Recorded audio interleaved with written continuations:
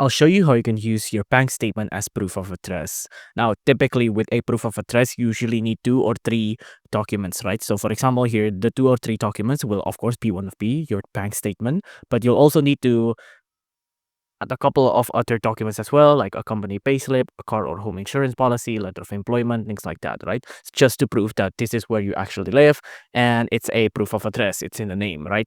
You can see on the proof of address, it's typically just like that, like a utility bill, a bank card or statement, a photo driving license, things like that, right?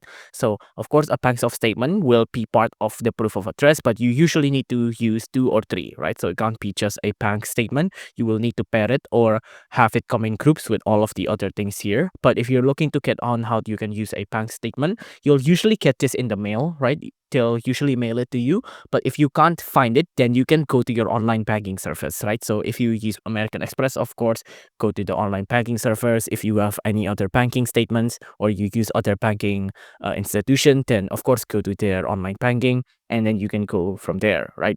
It's impossible for me to give a tutorial on every way you can get a bank statement on every online banking because all of the things will differ. But if you go to American Express, this is their online banking. You have to add in your user ID, your password, your account type, and then you just have to log in, and then it should show all of your bank statement right there. You can print it out and you can use it as proof of address.